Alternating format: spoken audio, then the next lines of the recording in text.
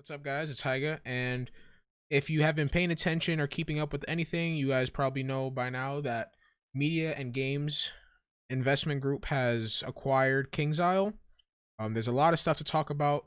I'm probably going to upload a separate video on my opinion on it and my thoughts on it and all that stuff. But today they released a press conference. It's about 40 minutes long.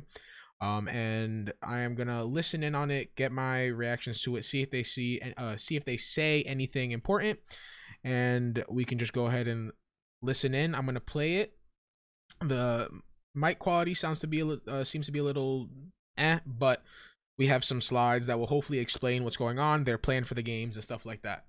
So it's 6 a.m. Please excuse me if I'm a little tired, but anyways, let's go ahead and get into it. Are you gonna start at the same time as me? So we can. I'm just gonna watch through your Oh, you're gonna stream. watch the stream? Okay, bet. This is Remco Westerman, and I would like to welcome investors, potential investors, and analysts to this financial hearing of Media and Games Invest. It's a great day. Let's say we have a great announcement. We announced it Friday night or late night. We signed a deal, which is that Media and Games Invest acquires Kingsisle.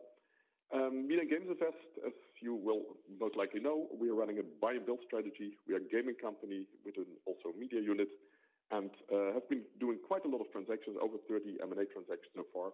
But this is a really big transaction, and I would like to go to some introduction page, which is page number 3, which is giving you a bit of headlines. And after this, my colleagues Jens, our COO, and Paul will lead you through the presentation, our CFO. This is a great deal.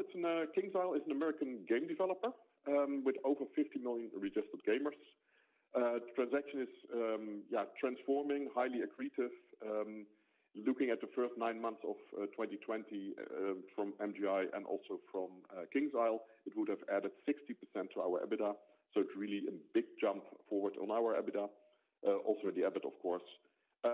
Strengthens qualities of earnings. We like MMOs, massive multiplayer games. They have long, sustainable revenues, and this is, let's say, 2 great games that we are adding. Jens will go deeper into the games, of course. We pay $126 million. That's the highest price we've paid for an acquisition so far. There's also earnouts in there, which are based on the revenue achievements. Paul will say a few more words about that later. And to finance deal, a part of the transaction, we have done a small capital increase, or let's say executing a small capital increase, and welcoming Oaktree Capital Management. They were very fast. We had to do this deal very fast, and Oaktree is a big private equity and will come in a minority position with 9% of the shares. Already a little bit about the game. It's a game that has won many prizes and credits.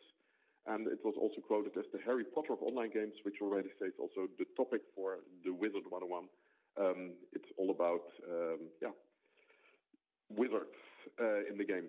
The revenues we expect for 2021 are 32 million revenues for this for the acquisition, with a 21 million EBITDA, US dollars I'm talking here, which is a 66% EBITDA, which is of course a very high purchase price of 126 million, which is 6 times EBITDA. Which is, of course, a very nice multiple that we're paying. It's also a target multiple. We're seeing very high prices in the market, people paying a lot for acquisitions. And yes, the market is heating up in some segments, the M&A market for games. But we like to stick to our credo of paying good prices for our assets to be really accretive. And Oaktree Capital, as mentioned, is adding 25 million to present the game. Jens. Hello, everyone, and thanks, Remco. I'm Jens Knauber, and today I will give you an introduction of Kingsisle, of our acquired asset, as well as an overview of the great games which we have acquired, and guide you through the growth strategy we will adjust to the games. And I would like to start with the next slide, number 6. So as mentioned, Kingsisle is a leading North American publisher platform with above 50 million registered gamers already. The company is based in Austin, Texas, and was founded back in the year 2005. With the acquisition, we will welcome around about 80 new colleagues to the MGI team. They come with a high experience in game development and also game management, and also will add this experience to our group. Kingsisle basically has 2 strong IPs in their portfolio with lifetime revenues over $400 million so far, which is Wizard 101 and Pirate 101, where I want to give you an overview a little bit later on the slides. The lifetime of players is outstanding, like also in the Edgar Migo group with over 5 years, and which is showing the high stickiness of these games. The games are offering a choice of subscriptions and in-game microtransactions, and the revenues are currently mainly generated in the US, American territory, North American territory, and this gives us a great opportunity to expand the game on new platforms like mobile or consoles. Important also to mention here for the acquisition, the mobile activities of Kingsisle are excluded from the transaction. This is basically because the mobile games have been casual games and they stay with the founder as they don't fit in the strategy of MGI. On the next slide, slide number 7, you can see company accomplishments from inception to current day. So the company was founded back in 2005. They then started developing Wizard 101 at first. They launched the game in 2008, so 3 years later. And in the meantime, until now, they have won several prizes. Hold on. I want to go back real quick. I just paused it. There was you can like barely hear him. I'm really reading everything. I'm trying to listen, but their mic quality is so trash. There was a few things that I noted that I wanted to go over here. First of all, Kingsisle, based in Austin, Texas, is a leading game developer and publisher founded in 2005. Key facts. I'm assuming this is part of their deal, adding a strong team of plus 80 highly experienced employees, bringing further expertise to the group. Does that mean they're adding 80 plus employees to KI to work with KI? Adding a strong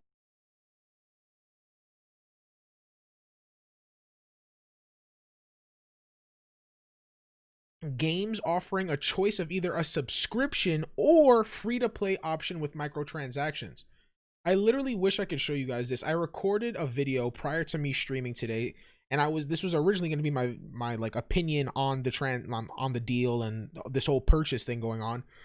And bro, you can go back on so many streams over the past 2 years. I've been saying that a free-to-play option with Wiz with microtransactions could really work, because making it free to play would increase the player base. If you increase the player base, you have more people who are willing to spend money. If they don't have to spend money on membership, they're more willing to spend money on microtransactions, making pets, buying mounts or whatever it is, buying packs for whatever gear it is you need. More people, the higher chance of that happening. They also say ample potential derived from launching the game on console as well as developing a mobile version. Now, I have seen some people say that this is 100% confirmed they're making mobile. It's not. They have an idea to make the game on console and mobile. It's not confirmed that it is done. Like, they're going to try it, and hopefully they can make that. That'd be sick. That's their plan, but it's not like it's 100% going to come out. We don't know that yet. You know what I'm saying? If I may add, go ahead. There's actually a huge emphasis that they want to port to console, starting with the Nintendo Switch. That's I think a Switch, a PlayStation. The beautiful thing about Wiz is that it's not a hard game, right? There's games on console that require a lot, and going from a computer to a console, people may not realize it, but some games work better on a computer just because of the fact that you have a keyboard. And people forget about the fact that a keyboard has so many different keys that do so many different things, and a controller is limited on the amount of buttons that you can use, right? Yeah. This isn't a game that requires that many buttons.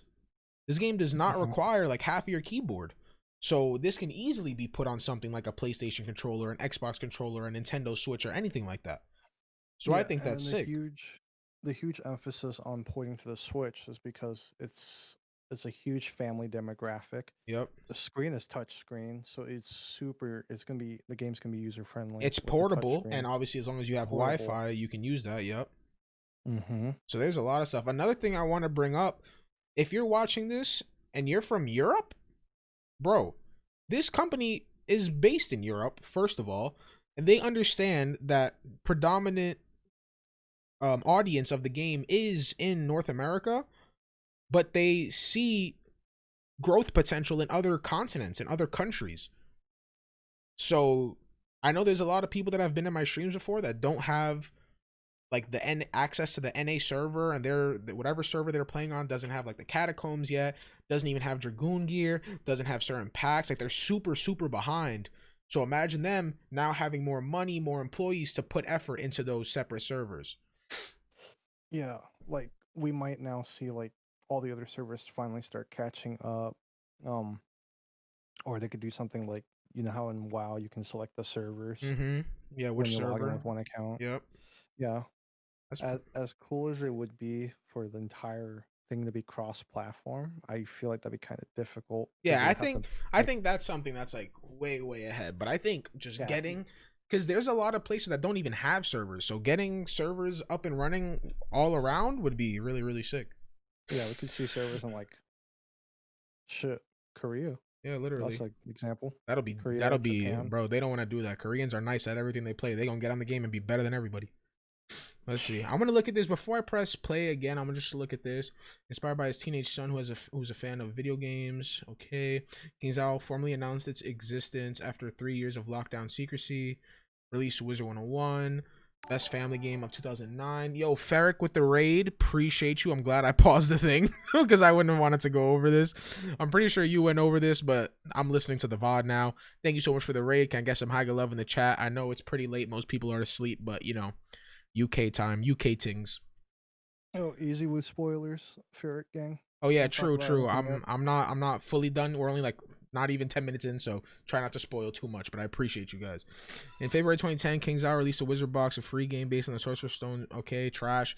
In July, Wizard reached 20 million registered users, had over 30 million registered users, releases Pirate 101, is now also available on the Mac. It took them 5 years to become available on Mac. Jesus Christ. Inducted into MMO Hall of Fame, surpasses 50 million users. I remember this because this is when they gave the monolith thing, or when they put the thing in the commons. I remember that. Kingsisle released Imperia Part 1. I remember that. To celebrate the game's 10-year anniversary, the graphics for Wizard City starting the area were revamped along with the character models and animations. Kingsisle introduced a big update where it retouched their character experience, introduced new events, and adjustments to PvP, shadow pips, and spell rebalancing. Yo, Ali, thank you for the follow. I appreciate it. Spell Hearts, thank you for the follow. Welcome, guys. Is the VOD for this thing up? Yeah, that's what I'm watching right now. Let me see if I press spacebar if it'll work. Number 7. Okay. Yeah, I have a lot of tweets You can ready. see company Mushroom, thank you for the follow. from inception to current day. So the company was founded back in 2005. They then started developing Wizard 101 at first. They launched the game in 2008, so 3 years later. And in the meantime, until now, they Salty, have won thank you for the several follow. prizes, as you also can see on the slides. In 2012, the game had already more than 30 million registered users and reached 50 million registered users in 2016. 2 years ago, now 3 years ago in 2018. Ninko, thank you for the follow. Arthur, Wizard thank you for the 101 follow. celebrated Gryffindor, thank you for the its follow. I appreciate you guys. birthday Thank you. And therefore brought a big patch with a new starting area, brought a new big graphic update. Yeah, I forgot that this thing was even gonna happen, Ferric, to be honest. I saw the tweet and then I don't know. So I'm gonna just listen to it now. Brought the game therefore to the next level to be ready for the future.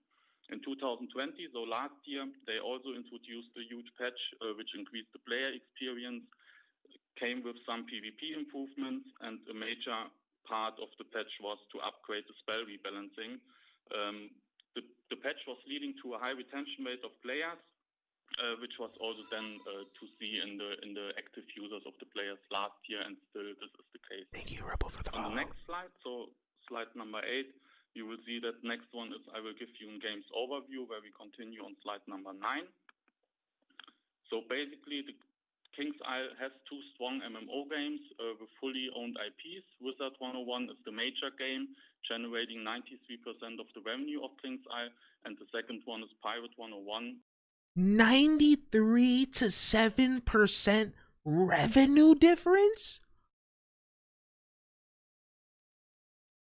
Bro, 7% of the company's revenue was from Pirate, compared to 93% from Wiz. Bro. And you know what's crazy, bro? If anyone has ever played Pirate, bro, the graphics are better, the combat is better, the storyline is better. Like, there's so many things that are better about Pirate. There are quality of life things that Wizard 101 has that are better, but bro, Pirate 101 is such a good game, bro. With around about 7%. What did I think it would be, bro? I don't think about what the revenues are for these two games. I knew it was low, but I don't wake up and think, yeah, you know what? I think Kingsisle makes about 6 to 10% about revenue from Pyro 101. I don't care. I just play the games. Both games offer game subscriptions and also offer traditional in-game items for sale, and also they offer card sales. Both of the games take you to an interesting journey. In Wizard 101, you start as a student in Ravenwood, and you try to save the Spiral. And in Pirate 101, you explore Skull Island and fight tyranny as a young pirate. So also the game comes with protection of minors included, as the game also targets a little bit younger audience. On the next slide, slide number 10. You will get in detail insight on Wizard 101. As Remco mentioned already, the Harry Potter of online games, as it's called several times. It comes with a colorful, strong community focus. You can evolve your character during the game, and the game has a huge world with thousands of hours of playtime. Like other Gamigo titles, the stickiness of the thousands of hours of diverse and engaging game content. Son. Huh. Thousands? At least 1,000 is Azteca and Chrysalis alone, bro. I mean, yeah, when they started talking about the EBITDA, I don't know about that stuff. That's why I originally didn't make a video on it, because I don't know the financial part of it. You know what I'm saying? I'm not going to pretend that I do for views, you feel me? Have a good night, Farrick. Be safe, my guy.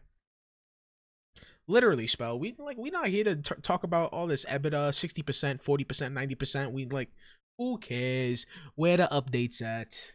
Game and the loyalty of customers is extremely high. So 51% of the revenues are generated from players being in the game since over 50% of revenue from players who playing over 5 years. Bro. And yet all the updates are for new players. Free-to-play MMO, around 15% of new players are converted. Around 15% of new players are converted to paying users. 15% of the people that hop on this game actually say, you know what? Let me buy a membership. That's trash. That's the wall. Yeah, that's the wall right there. That's absolutely dog, bro. That is absolutely dog. And look. If you look here, it says 1 year, 23% of the recurring revenue is people who have been playing the game for 1 year. I'm telling you, if you make the game free to play and you just add microtransactions, I bet you this graph would skyrocket here. Multiple diverse points of sale, subscription, in-game transactions, and retail packages. Wizard 101 has generated more than $370 million in revenue since release 13 years ago. You guys want to know something crazy? I'm pretty sure Genshin has already made more than that. Yeah. And Genshin has been out for like 2 months. Genshin has been out for like 3 months, and I'm pretty sure it's already made more than that.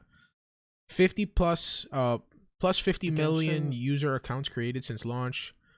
Target group 20 to 35-year-olds, male and female. And yet it's rated E10 plus, bro. And they still making it for minors. No damn well ain't no minors getting far in this game.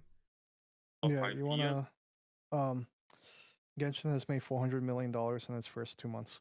First 2 months, bro. Genshin made more than Wiz in the past 13 years. Ain't that some craziness? They make $6 million a day. We have an extreme high conversion rate of 15% from players to paying customers. Game has $37.5 million lifetime revenue so far, and over 50 million registered gamers show that the game has really strong KPIs. The target group is basically 20 to 35 years, male and female, and talks to a wide audience. Next slide, slide number 11. Slide number what? Slide number what? An overview about Pirate 101, so the second game of Kingsisle. It's a spin-off of Wizard 101. Pirate 101 has only generated $25 million? But has much more recurring revenue than it does In the than 1 Wiz year, does. yup. Wow. All their percentages That's are higher. crazy, bro. Bro, can we go? Wow. Wow. That really goes to show you how much better of a game Pirate is. Because Wiz, these are all 5 years plus, these are the people that come back for nostalgia. These are the people that come back. You know all you guys in chat that you take a break from this game for 3 years, you come back and you're like, "Oh, what's the catacombs? What Dragoon gear? What's that? A primeval pack? What's that?" This is us.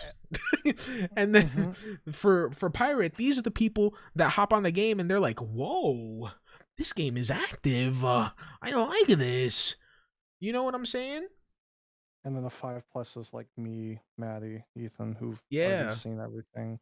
That don't see much to return to. 39% free-to-play MMO. Around 11% of new players are converted to paying users. Again, it's the same setup, bro. They're only 11 and 15%. Such low. Premium currency shared between Wizard 101 and Pirate 101. Engaging, bright aesthetic, and turn-based combat. Family-friendly, focused on a younger demographic. Target group 20 to 30-year-old, male and female. 7.5 million user accounts created since launch. If we try to be unbiased, does Wiz low-key suck? Like, is it actually a good game, or have we just been playing for decades and are attached? No, it's definitely a good game. It has potential, 100%. The game itself is good. The problem is not the game. The problem is the lack of end game content. Because, like this slide said, wherever it was, thousands of hours of diverse and engaging game content. What they mean by that is you have from level 1 to level 140 and farming for all your gear at those intervals.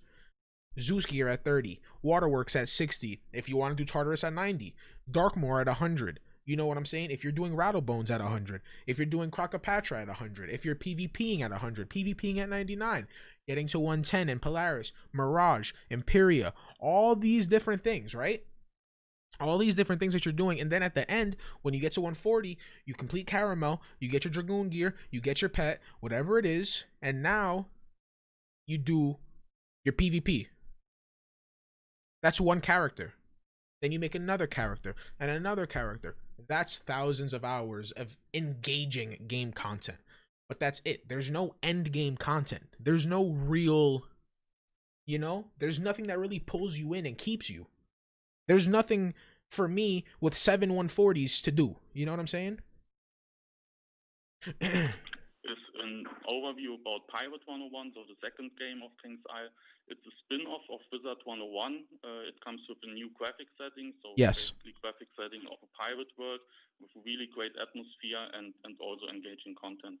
The game was launched later. The game was launched in 2012 and comes same as Wizard 101 with a turn-based combat system based on battle cards, and also shows a high stickiness rate with more than 50% of the revenues comes from player being in the game for longer than 3 years already.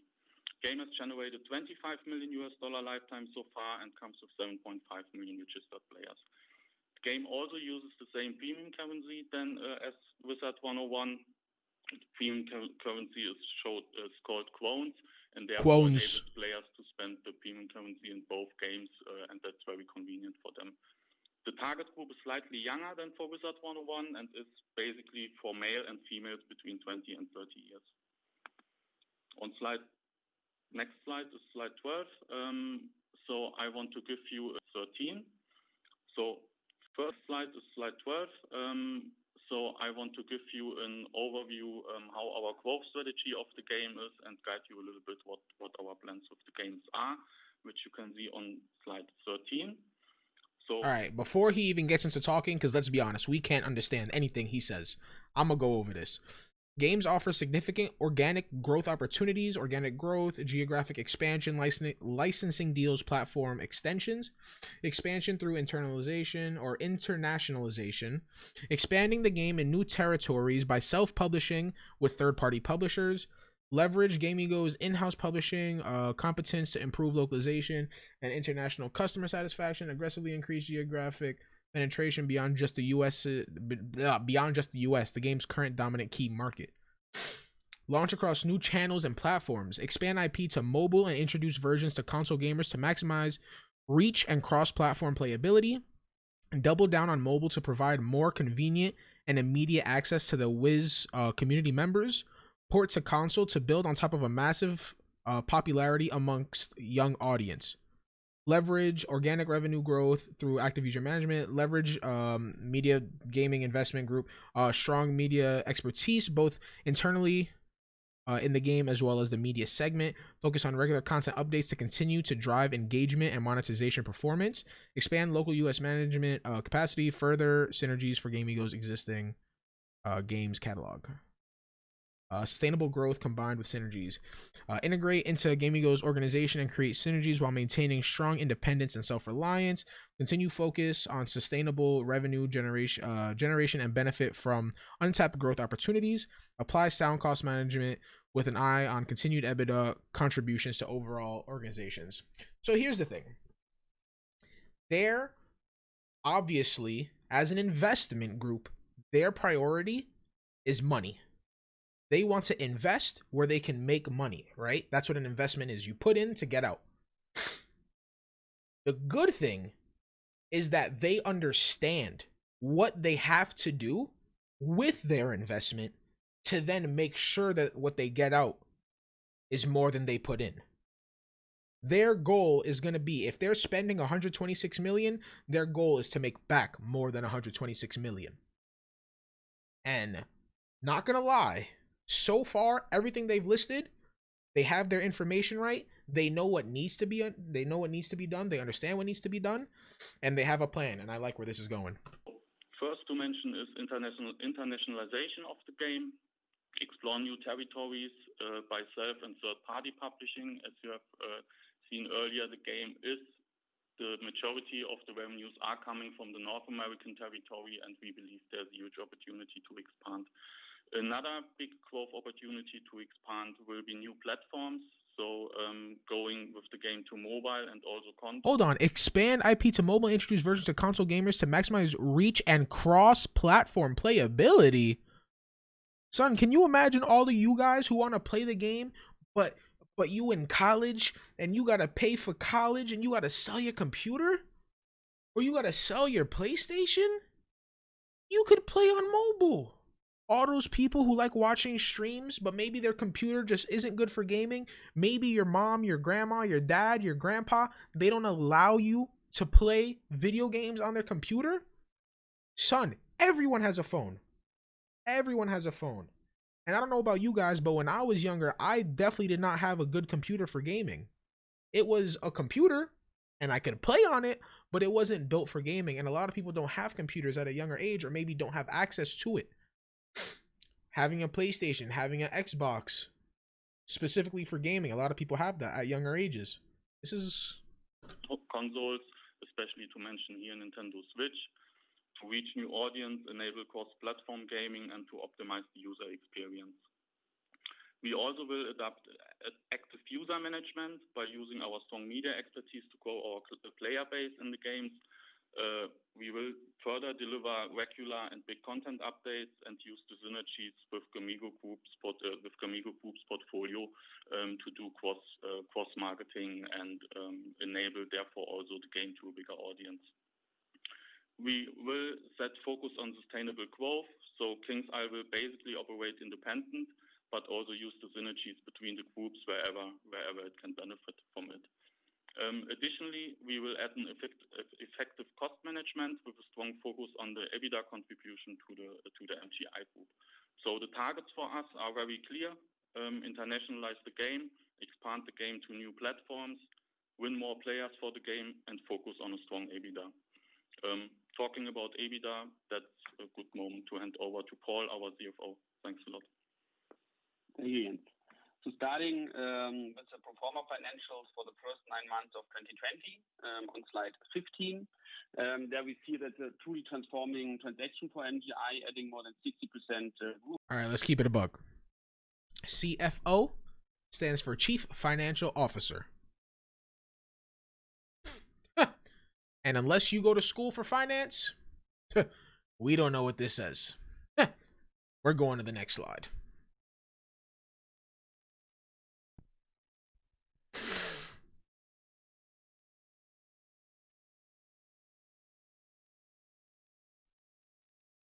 Who is this?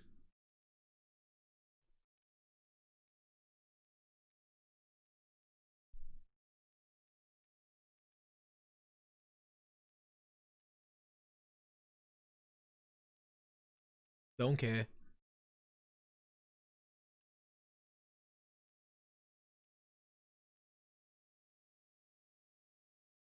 And additional highlights. To the last slide of the presentation. Oh, is this non-Wiz stuff? Is this non-KI stuff? Oh, this is just them talking about media and games invest. Okay, so we don't even need to know about this. So we're kind of chilling. So going over slightly, right? This is their plan for the game. This is their layout. They want to internationalize the game. They understand that the US and NA is their predominant market, but they see room for growth in other countries, other continents. That's good. If you're watching this from Europe, from Asia, from Australia, from Africa, anywhere it is, and you don't have a Wiz server and you thought about playing this game, you got hope. They plan to expand IPs going on console, going on mobile, and hopefully looking to maximize reach with cross-platform playability. If you don't know what cross-platform is, that means you can play with people on mobile while you're on PC. You can play with people on console while you're on mobile. You can play with people on whatever. You can cross-play. If your boy, your girl don't got a computer, they got a console, but they got a phone or whatever, don't matter. You can play.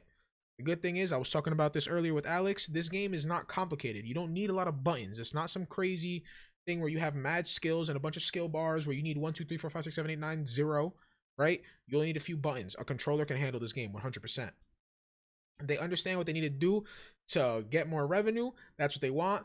The idea of having a free-to-play game with microtransactions is there. Is there. Y'all ever played Fortnite? Free to play with microtransactions.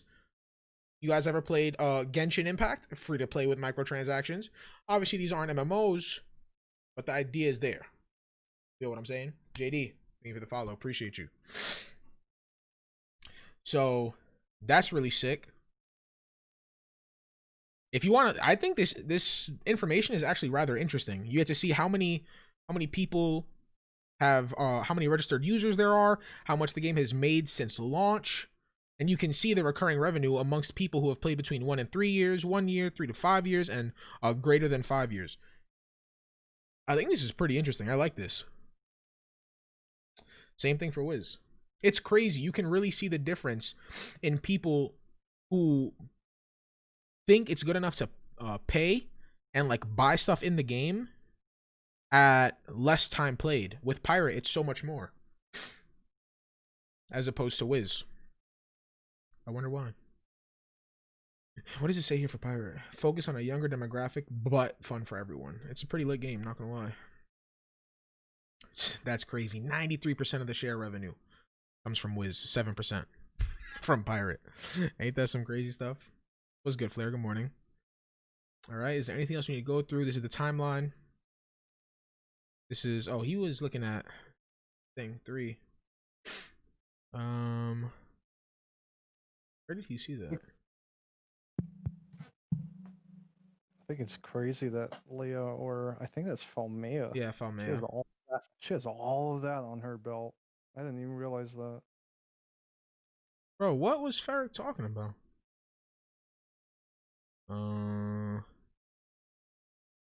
Wait, what do you mean? What was Ferrick talking about? No, he said, I think he had.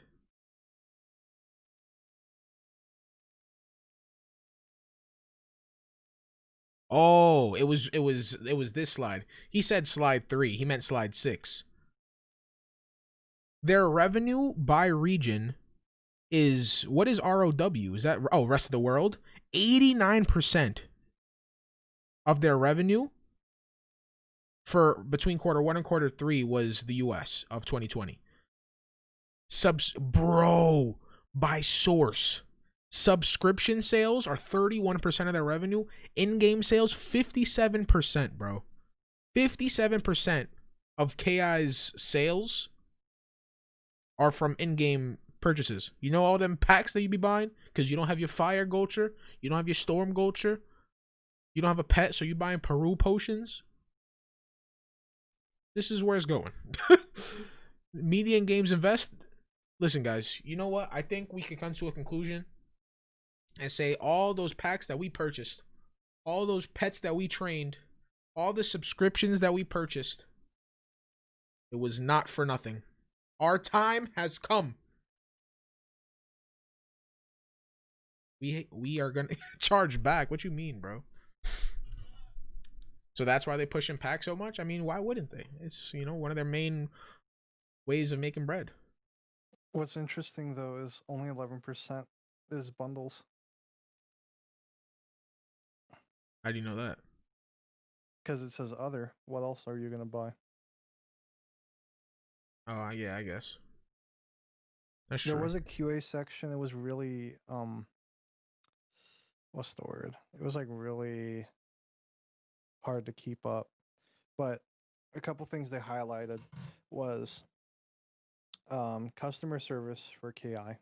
You know, the people that you email when you have issues.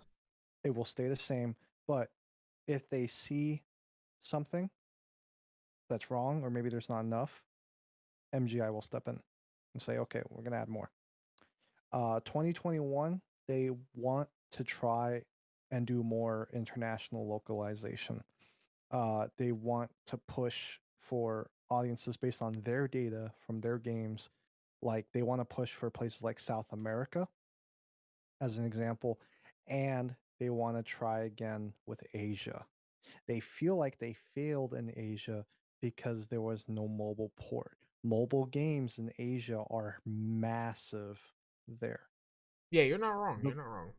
The mobile gaming market in places like Asia, like especially China, are way bigger there than they are here. Like think about it. Genshin is more so a mobile game and it has a massive impact in China. I mean, but that's also because it's a Chinese game. It was made in China. Yeah, and then like, well, like I know, but like, there's like other examples, like many other games.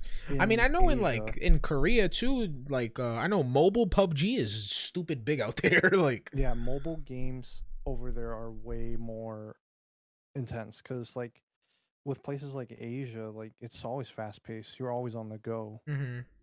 At least with a game like Wiz, you don't have to. You can literally sit in the bus, pick up, and go. Like unless you're doing like a dungeon, if you're doing something simple, like maybe on one instance or two, you're on a bus and you're finally gonna get off, you can drop it. You know. Let's see. I want to go over some before I like end the video, quote unquote. Let's talk with the chat a little bit. You guys seem to have some questions. Go ahead. One last one was they want to do a console port specifically for the Switch, but they did mention something like Trove is on the Switch. I think they had one of the head guys ask a question from Trove, and to port it to the Switch is going to take a lot of work. They may have a separate studio do it for them, but there are no plans this year. But they want to try and see if they can do it in 2022 or beyond. So we could see a port Switch probably in 2 years, 3 years. Hopefully they got ideas for updates this year. Well, they mentioned that when the game gets an update, almost like 50% of people that are recurring come back. People start buying subs again. People start buying crowns again because of updates. So they're thinking like, hey, if we make more updates, yeah. Then what if we make more updates? Exactly. There was also one last thing. This is major. One of the questions was talking about Pirate. They see that Pirate 101 has so much potential, but MGI, one of the guys, pointed out this game has so much potential. We don't know why they didn't capitalize on it, but we're going to do something about it. So we're gonna see more updates for Pirate to try and catch them up with Wiz, where it's already at 140 and Pirate's only at 70. He We said could that? see the Oh thing. no, you're Yeah, just going. No. I'm gonna need the timestamp for that one. I don't know the timestamp. It was like way far in the QA, Hmm. Hmm. but they talked about how like Pirate has so much potential, and they want to capitalize on its potential. So we could see more updates finally for Pirate, because they know Pirate can make money. They can see that it makes potential more money. No, for sure. No, not can make way more money. Just It as has equal potential to Wiz. make more money. Yes. Yes, and Yeah. they want to capitalize on it because Right. what ended up happening was like, I think the way I see it. Now this is my opinion. Pirate was on its way to make money and it slowed down a little bit. And then that's when they started dipping their toes in mobile gaming. And that's when all the layoffs happened, all that stuff. That's when things started to slow down. Now, this is where, with this investment, they're going to jumpstart everything back up with Pirate. We could start seeing updates again.